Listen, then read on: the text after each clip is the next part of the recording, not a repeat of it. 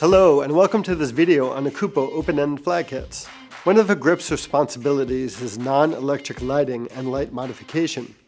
The grip achieves this by using flags or gobos, short for go-betweens, that are placed between the light source and subject. There are many different types of flags available, but the main categories are blocking light, reflecting light, reducing light, and diffusing light.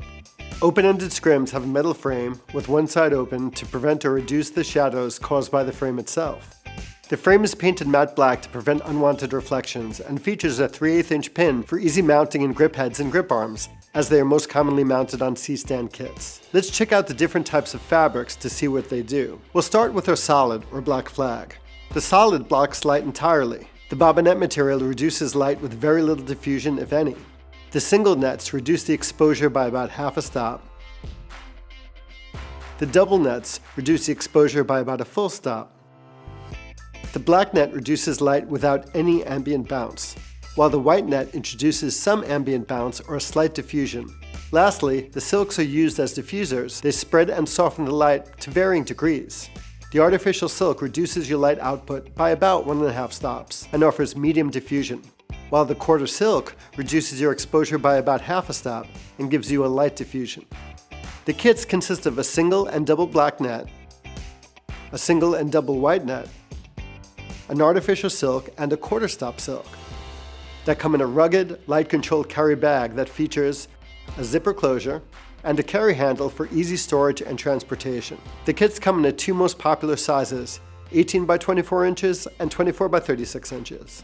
Let's use a few scrims in a live demo to show you light control in action. We'll use a specular bright light source, such as this nanlite Forza, in a confined space with a few subjects. Let's discuss our 3 issues first, and then we'll solve them one by one using our open-ended scrims. Since the light is a small point source, it creates hard specular light with defined shadows. Also, because of our small space, our key light is placed close to one of our subjects, which creates a rapid fall-off of exposure from the subject closest to the key light to the subject furthest away. Lastly, because our space is confined, we're getting a lot of bounce fill from the white walls. We want to keep a nice ratio without too much fill for some dramatic lighting. First, we'll address the specular or hard light issue with well-defined shadows. The specularity of a light source is defined by the size of the light source compared to the size of the subject.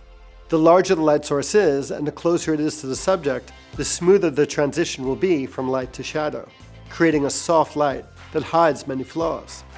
A large light fills in the shadows from many angles.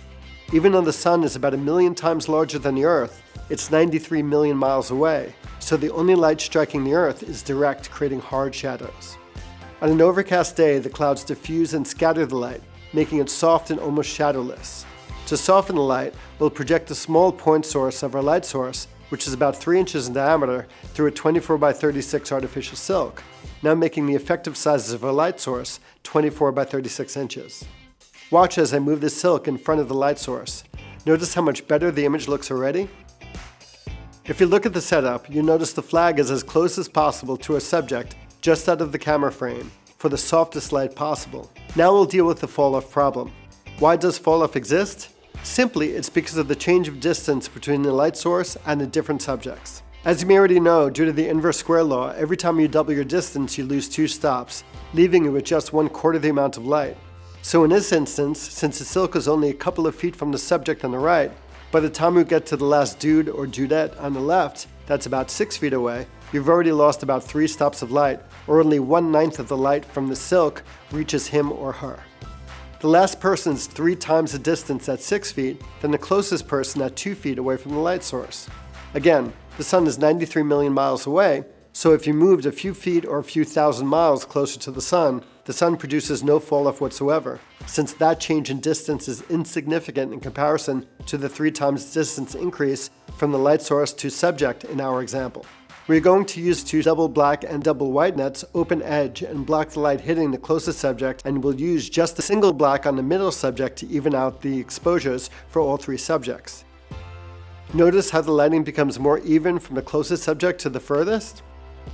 Lastly, there's way too much fill, ambient bounce, or reduction of dramatic shadows because of the white wall is so close to our farthest subject. So we'll use a solid or black flag to create a negative fill that acts like a rectangular black hole that sucks up the light. We'll place the solid as close as possible to the subject to prevent reflection, restoring our rich dramatic shadow detail. This video shows you a few examples of how you can dramatically control your light with these awesome scrim kits. Go out and pick up a couple and take your lighting to the next level with Kupo Grit. Now that's a wrap. Thanks for watching. When it comes to your image making dreams and your grip equipment, at Kupo we like to say, never let go.